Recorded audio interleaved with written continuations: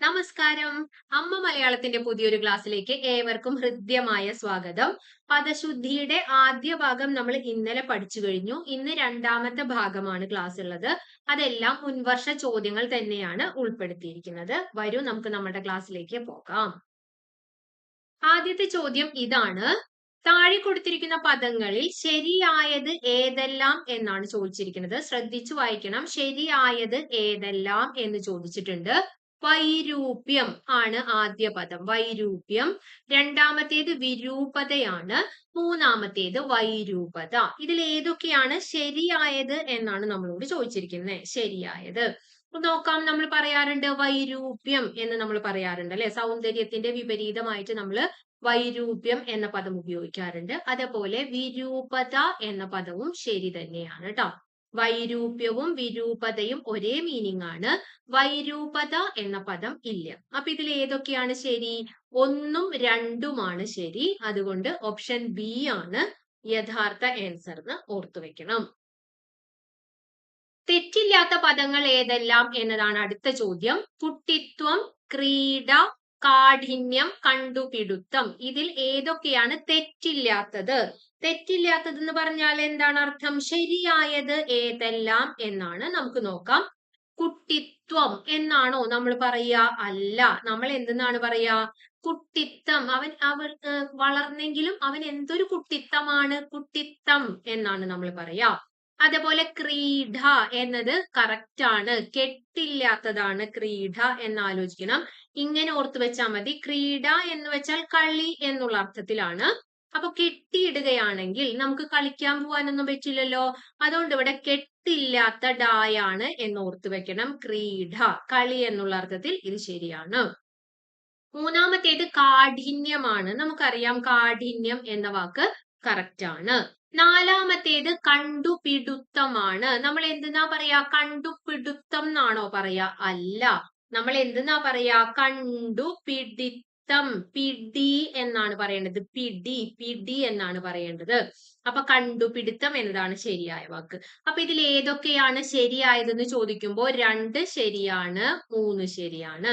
അങ്ങനെ ഒരു ഓപ്ഷൻ നമുക്ക് തന്നിട്ടുണ്ടോ? ഉണ്ട്. സി എന്നതാണ് 2, 3 ശരി എന്ന് കൊടുത്തിരിക്കുന്നത്. അതുകൊണ്ട് ഓപ്ഷൻ സി ആണ് കറക്റ്റ് ആയ ആൻസർ. അടുത്തത് ശരിയായ പദം ഏത് എന്നതാണ്. യൗവനം എന്ന് ഇത് വെട്ടിക്കളയാം കേട്ടോ. നമ്മൾ ടൈപ്പ് ചെയ്യുമ്പോൾ വരുന്നതാണ് ഇപ്പുറത്തെ സൈഡിലുള്ള ചിഹ്നങ്ങള്. അപ്പൊ നോക്കണേ, ശരിയായ പദം ഏത് എന്ന് ചോദിച്ചിരിക്കുന്നു. യൗവനം എന്ന് 4 രീതിയിൽ കൊടുത്തിട്ടുണ്ട്. നമ്മൾ ശ്രദ്ധിക്കണം. യൗവനം എന്നാകുമ്പോൾ അത് ചുറുചുറുക്കുള്ള പ്രായമാണ്. പ്രത്യേകിച്ച് നമ്മൾ വാക്ക് ഇങ്ങനെ സ്റ്റാൻഡ് ഒന്നും ഇട്ട് അല്ലെങ്കിൽ കസേര ഒന്നിട്ട് വാന ഇരുത്തേണ്ട കാര്യമില്ല എന്നോർത്ത് വെക്കണം. അതുകൊണ്ട് യൗവനം വാ പ്ലെയിൻ ആയിട്ട് ഇട്ടാ മതി എന്ന് ചിന്തിക്കണം കേട്ടോ. അങ്ങനെ ചാടി ചാടി നിൽക്കണം. യൗവനല്ല, യുവത്വം ആവുമ്പോ ചാടി ചാടി നിൽക്കുന്ന പ്രായമാണ്. പ്രത്യേകിച്ച് സ്റ്റാൻഡ് ഇട്ട് ഇരുത്തേണ്ട കാര്യമൊന്നുമില്ല എന്ന് ഓർത്തു വെച്ചാൽ മതി. അപ്പൊ ഓപ്ഷൻ ഡി യൗവനമാണ് കറക്റ്റ് ആയി. അടുത്തത് ശരിയായത് ഏത് എന്നതാണ്. സ്വച്ഛന്തം എന്ന് 4 രീതിയിൽ കൊടുത്തിട്ടുണ്ട്. ഇതിൽ ഏതാണ് കറക്റ്റ് എന്ന് ചോദിച്ചിട്ടുണ്ട്. സ്വച്ഛന്തത്തിന് അച്ഛന്റെ ഛായ ആണ് എന്ന് ഓർത്തു വെക്കണം. സ്വച്ഛന്തം ആണ് ട്ടോ. ഓപ്ഷൻ എ ആണ് കറക്റ്റ് ആയത്. ശരിയായ പദം ഏത് എന്ന് ചോദിച്ചിട്ട് സമ്രാട്ട് എന്ന പദം 4 രീതിയിൽ എഴുതിയിട്ടുണ്ട്. നമുക്കറിയാം സാമ്രാട്ട് എന്ന് നമ്മൾ ഒരിക്കലും പറയില്ല. അത് തെറ്റാണ്. സാമ്രാട്ട് ഇവിടെ സെക്കൻഡ് ടൈപ്പിംഗ് മിസ്റ്റേക്ക് ആണ്. ഇവിടെ വരയില്ല കേട്ടോ. അപ്പൊ സമ്രാട്ട് എന്നതാണ് ശരിയായ ആൻസർ എന്ന് ഓർത്തു വെക്കണം. സമ്രാട്ടാണ്. സമ്രാട്ട്. സാമ്രാട്ട് എന്ന് നമ്മൾ പറയില്ല. സമ്രാട്ട് എന്നേ പറയൂ. ഓപ്ഷൻ ബി ആണ് കറക്റ്റ് ആൻസർ. അടുത്തത് ശരിയായ പദം ഏത് എന്ന് ചോദിച്ചിട്ട് നിർജ്ജരി എന്ന വാക്ക് 4 രീതിയിൽ എഴുതിയിട്ടുണ്ട്. ഇത് ഒന്ന് നോക്കൂ. നിർജ്ജരിയാണ്. നിർജ്ജരി ഓർത്തു വെക്കണേ. നിർജ്ജരി എന്ന വാക്കാണ്. നിർജ്ജരി. ഓപ്ഷൻ ബി ആണ് കറക്റ്റ് ആൻസർ. അടുത്തത് ധാർഷ്ട്യക്കാരൻ എന്നത് 4 രീതിയിൽ എഴുതിയിട്ടുണ്ട്. അതിൽ ഏതാണ് കറക്റ്റ് എന്ന് ചോദിച്ചിട്ടുണ്ട്. ഏതാണ് കറക്റ്റ് ഒന്ന് ഓർത്തു നോക്കൂ. ധാർഷ്ട്യക്കാരൻ എന്നത് ഓപ്ഷൻ എ ആണ് ശരിയായ ആൻസർ. ഓപ്ഷൻ എ ആണ്. ധാർഷ്ട്യം ആണ്. ധാർഷ്ട്യ കട്ടിയില്ലാത്ത ഡ ഇട്ട് കൊടുക്കണം. ധാർഷ്ട്യക്കാരനാണ് ശരിയായ ഉത്തരം. എട്ടാമത്തെ ചോദ്യം, പൈതൃകം പിതാവിനെ സംബന്ധിച്ചത് എന്ന രീതിയിൽ പൈതൃകം എന്ന് നമ്മൾ പറയും. അതിൽ ശരിയായത് ഏത് എന്നതാണ് ചോദ്യം. 4 രീതിയിൽ എഴുതിയിട്ടുണ്ട്. നന്നായിട്ടൊന്ന് വായിച്ചു നോക്കുക. ഉത്തരം കമന്റ് ചെയ്യുക. ഏതാ കറക്റ്റ്? ഓപ്ഷൻ ബി ആണ്. നമുക്കറിയാം പൈതൃകമാണ് അല്ലെ. പൈതൃകം ഓപ്ഷൻ ബി ആണ് ശരിയായത്. 9ാമത്തെ ചോദ്യം ഇതാണ്. ഉദ്ഗ്രഥിതം. ഉദ്ഗ്രഥിതം എന്ന് 4 രീതിയിൽ കൊടുത്തിട്ടുണ്ട്. അതിൽ ഏതാണ് കറക്റ്റ് എന്ന് ചോദിച്ചിട്ടുണ്ട്. ഇങ്ങനെ കാണുമ്പോൾ നമുക്ക് പെട്ടെന്ന് കൺഫ്യൂഷൻ വരും. മനസ്സിരുത്തി വായിച്ചതിന് ശേഷം മാത്രം ആൻസർ മാർക്ക് ചെയ്യാം. ഏതാ കറക്റ്റ്? ഉദ്ഗ്രഥിതം എന്നത് അത് ഓപ്ഷൻ എ ആണ്. ഉദ്ഗ്രഥിതം രഥത്തിന്റെ ദായാണെന്ന് ഓർക്കണേ. ഉദ്ഗ്രഥിതം എന്നത് രഥത്തിന്റെ ദായാണെന്ന് ഓർത്തു വെക്കണം. അടുത്തത് വീണ്ടും ശരിയായ പദം കണ്ടുപിടിക്കാനാണ്. ഇതെല്ലാം മുൻവർഷ ചോദ്യങ്ങളാണ്. ശ്രദ്ധിച്ചു നോക്കണം. 4 രീതിയിൽ കൊടുത്തിട്ടുണ്ട്. പ്രഭുത്വം, സ്ത്രീത്വം, മഹത്വം, മനുഷ്യത്വം. ഇതിൽ ഏതാണ് ശരി എന്നതാണ് നമ്മുടെ ചോദ്യം. ശരി, നമുക്ക് ഓരോന്ന് എടുത്ത് നോക്കാം. പ്രഭുത്വം എന്ന് നമ്മൾ ഇങ്ങനെയാണോ എഴുതുക കൂട്ടരെ? അല്ല. എങ്ങനെയാ നമ്മൾ എഴുതുക? പ്രഭുത്വം എന്നാണ്. ഒരു തായേ ആവശ്യമുള്ളൂ. പ്രഭുത്വം. അടുത്തത് സ്ത്രീത്വം എന്ന വാക്കാണ്. എങ്ങനെയാണ് നമ്മൾ എഴുതുക? സ്ത്രീത്വം. ഒരു തായേ ആവശ്യമുള്ളൂ. അടുത്തത് മഹത്വം എന്ന വാക്കാണ്. എങ്ങനെയാണ് നമ്മൾ എഴുതുക? മഹത്വം.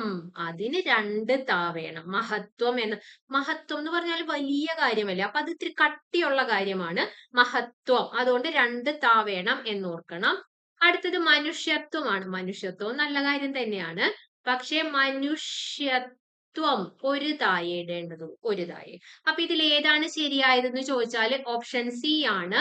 മഹത്വം എന്നതാണ് ശരിയായത്. ബാക്കി 3 പദങ്ങളും തെറ്റായിരുന്നു. 11ാമത്തെ ചോദ്യം, പിഷ്ടപേഷണം എന്നത് ശരിയായ രീതിയിൽ എങ്ങനെ എഴുതിയിരിക്കുന്നു എന്നതാണ് ചോദ്യം. ഒന്ന് വായിച്ചു നോക്കുക. ഉത്തരം പറയാ. ഏതായിരിക്കും? ഓപ്ഷൻ എ ആണ് കേട്ടോ. ഓപ്ഷൻ എ ആണ്. പിഷ്ടപേഷണം എന്നാണ് പറയാ. പിഷ്ടപേഷണം. അടുത്തത് ഐച്ഛികം എന്നത് ശരിയായ രീതിയിൽ എങ്ങനെ എഴുതാം എന്നതാണ് ചോദ്യം. എപ്പോഴും ഓർക്കണം. യാദൃച്ഛികം, യാദൃച്ഛികം, ഐച്ഛികം, അനൈച്ഛികം, അച്ഛൻ. ഇതെല്ലാം ഒരേ ഛായാണെന്ന് ഓർത്തു വെക്കണം. ഐച്ഛികമാണ്. ഐച്ഛികം. അതുകൊണ്ട് ഓപ്ഷൻ ബി ആണ്. ഇത് തന്നെയാണ് അനൈച്ഛികം. ഐച്ഛികത്തിന്റെ വിപരീതമാണല്ലോ അനൈച്ഛികം. ആ പദത്തിനും ഇതേ ഛാ തന്നെയാണെന്ന് ഓർത്തു വെക്കണേ. അധരപുടം എന്നത് ശരിയായ രീതിയിൽ എങ്ങനെ എഴുതിയിരിക്കുന്നു എന്നതാണ് ചോദ്യം. അധരപുടം എന്ന് 4 രീതിയിൽ കൊടുത്തിട്ടുണ്ട്. ചുണ്ട അല്ലെ. ചുണ്ട് എന്നുള്ള അർത്ഥത്തിലാണ്. അപ്പൊ അധരപുടം എന്നത് ഓപ്ഷൻ എ ആണ്. ആദ്യത്തെ 3 അധരം എന്ന് കറക്റ്റ് ആയി വന്നിട്ടുണ്ട്. ബാക്കി കമ്പയർ ചെയ്ത് നോക്കുമ്പോൾ ഓപ്ഷൻ എ ആണ് ശരിയായ ആൻസർ. അധരപുടം. അടുത്തത് ശരിയായ പദം കണ്ടെത്താനാണ് പറഞ്ഞിരിക്കുന്നത്. 4 പദങ്ങൾ നമുക്ക് തന്നിട്ടുണ്ട്. വൃശ്ചികം കറക്റ്റ് ആണോ കൂട്ടരെ? വൃശ്ചികം എന്ന പദം കറക്റ്റ് ആണോ? ഇന്നലത്തെ ക്ലാസ്സിൽ നമ്മൾ പഠിച്ചിട്ടുണ്ടായിരുന്നു. വൃശ്ചികമാണ് അല്ലെ. വൃശ്ചിക മാസം എന്നാണ്. ഷ് എന്ന അക്ഷരം അവിടെ കയറി വരുന്നുണ്ട്. അതുകൊണ്ട് ഇത് തെറ്റാണ്. സന്ദിഗ്ധം. ഇന്നലെ നമ്മൾ അസന്ദിഗ്ധം എന്നൊരു വാക്ക് പറഞ്ഞിരുന്നു. PSC സ്ഥിരമായി നമ്മളോട് ചോദിക്കാറുള്ള ഒരു വാക്കാണ് അസന്ദിഗ്ധം.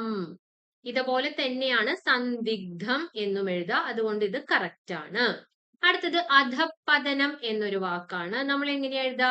ഒന്നുകിൽ നമുക്ക് ഈധായിട്ടിട്ട് വിസർഗമിട്ട് അധപ്പതനം എന്ന് എഴുതാം. അല്ലെങ്കിൽ അത് ഒഴിവാക്കിയിട്ട് ഇരട്ടിപ്പിച്ച് 2 പായിട്ടും എഴുതാം. അധപ്പതനം. ഇത് തെറ്റാണ്. യാദൃശ്ചികം എങ്ങനെയാണോ എഴുതുക? എങ്ങനെയാ യാദൃശ്ചികം എന്ന് എഴുതാന്ന് ഇന്നലെ നമ്മൾ പഠിച്ചിട്ടുണ്ടായിരുന്നു. ഒന്ന് താഴെ കമന്റ് ഇട്ടോളൂ. അപ്പൊ ഇതിൽ ശരിയായത് ഓപ്ഷൻ ബി ആണ്. അടുത്തത് ഉൽപ്പതിഷ്ണു. അതായത് കാലത്തിനനുസരിച്ച് മാറ്റം വേണം എന്ന് ആഗ്രഹിക്കുന്നവരെയാണ് നമ്മൾ ഉൽപ്പതിഷ്ണു എന്ന് പറയാ. ഉത്പതിഷ്ണു എന്ന് ശരിയായ രീതിയിൽ എഴുതിയിരിക്കുന്നത് എങ്ങനെയെന്ന് ചോദിച്ചിട്ടുണ്ട്. ഇതിൽ ഓപ്ഷൻ എ കാണുമ്പോൾ പെട്ടെന്ന് ചാടിക്കേറി ബബിൾ ചെയ്യാൻ പോവരുത്.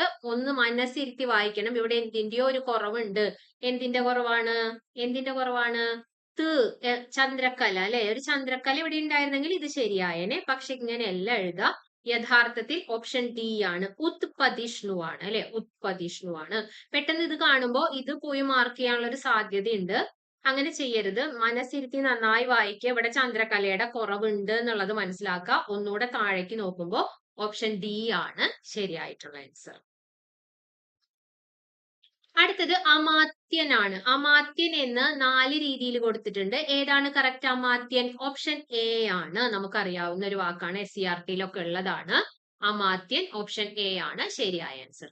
അടുത്തത് അനർഘമാണ്. SCERT വാക്കാണ്. വിലമതിക്കാനാവാത്തത് എന്നുള്ള അർത്ഥത്തിൽ നമ്മൾ ഉപയോഗിക്കുന്നത് അനർഘം എന്ന വാക്കാണ്. ഓപ്ഷൻ എ ആണ്. ഘടികാരം ഓർത്തു വെക്കണേ. ഘടികാരത്തിന്റെ ഘായാണ് അനർഘത്തിനും എന്നോർക്കണം. ഘടികാരത്തിലൂടെ നമുക്കറിയാവുന്നത് സമയമാണ്. സമയത്തിന്റെ സമയം വിലമതിക്കാനാവാത്തതല്ലേ. ഇപ്പൊ കഴിഞ്ഞു പോണ സമയം നമുക്ക് ഒരിക്കലും തിരിച്ചു കിട്ടില്ല. അതുകൊണ്ട് മനസ്സിരുത്തി നന്നായി പഠിക്കുക. പെട്ടെന്ന് ലിസ്റ്റിൽ കയറാം കേട്ടോ. അപ്പൊ അനർഘത്തിന് ഘടികാരത്തിന്റെ ഘായാണെന്ന് കണക്ട് ചെയ്ത് പഠിക്കുക. വിലമതിക്കാനാവാത്തതാണ് സമയവും എന്ന് ഓർക്കുക. ഓപ്ഷൻ എ ആണ് ശരിയായ ആൻസർ. അടുത്തത് യഥോചിതം എന്ന പദമാണ്. യഥോചിതം എന്ന് പറഞ്ഞാൽ ഉചിതമായത് എന്നുള്ള അർത്ഥത്തിലാണ്. അവ്യയഭാവ സമാസമാണ് വരിക. അതൊക്കെ പിന്നീട് പഠിപ്പിക്കാം. ഇതിൽ യഥോചിതം എന്നത് ഏതാണ് ശരിയായ രീതിയിൽ എഴുതിയിരിക്കുന്നത് എന്നതാണ് ചോദ്യം. ഉചിതം അല്ലെ, യഥാ അധികം ഉചിതമാണ് യഥോചിതമായിട്ട് മാറുന്നത്. അത് ഓപ്ഷൻ എ ആണെന്ന് നമുക്ക് ഒറ്റ നോട്ടത്തിൽ വായിക്കുമ്പോൾ മനസ്സിലാവും. അടുത്തത് ഹാർദം, ഹാർദവം, ഹാർദവം, ഹാർദവം എന്ന് 4 രീതിയിൽ കൊടുത്തിട്ടുണ്ട്. അതിൽ ശരിയായത് ഏത് എന്നതാണ് ചോദ്യം. ഇപ്പൊ നമുക്ക് എല്ലാവർക്കും അറിയാം. കുറച്ചു നാൾ മുമ്പ് വരെയൊക്കെ ചിലരൊക്കെ തെറ്റിക്കുമായിരുന്നു. പക്ഷെ ഇപ്പൊ എല്ലാവർക്കും അറിയാം. ഓപ്ഷൻ എ ഹാർദം എന്നതാണ് ശരിയായ വാക്ക്. അടുത്തത് തെറ്റേത് എന്നതാണ് ചോദിച്ചിരിക്കുന്നത്. ചോദ്യം മനസ്സിരുത്തി വായിച്ചതിന് ശേഷം മാത്രമേ ബബിൾ ചെയ്യാൻ പാടുള്ളൂ. ഇതിൽ നമ്മളോട് ചോദിച്ചിരിക്കുന്നത് തെറ്റാണ്. തിരശീല എന്ന് പറഞ്ഞിട്ടുണ്ടെങ്കിൽ നമുക്കറിയാലോ കർട്ടൻ ആണ് അല്ലെ, കർട്ടൻ ആണ്.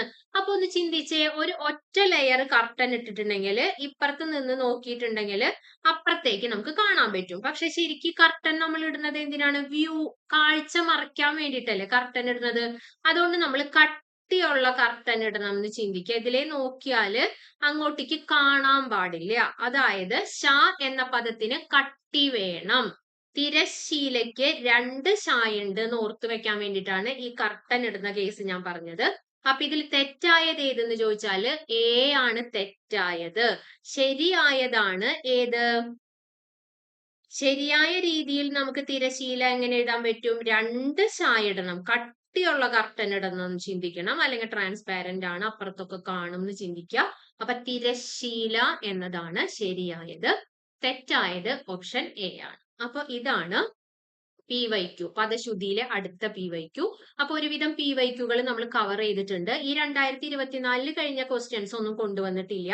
കാരണം അത് നമുക്ക് PYQ ക്വസ്റ്റ്യൻസ് നമ്മൾ അടുത്ത സീരീസിൽ ഇങ്ങനെ വർക്ക്ഔട്ട് ചെയ്യുന്ന ഒരു സെഷൻ വെക്കുന്നുണ്ട്. അതിൽ നമുക്ക് പഠിച്ചു പോവാം. ഇനി പദശുദ്ധിയിൽ നിന്നും പരീക്ഷയ്ക്ക് വരാൻ സാധ്യതയുള്ള ചോദ്യങ്ങൾ ഉൾപ്പെടുത്തിക്കൊണ്ട് നമുക്ക് അടുത്ത ക്ലാസ് ചെയ്യാം. അപ്പൊ താങ്ക് യു ഡിയേഴ്സ്. ബൈ.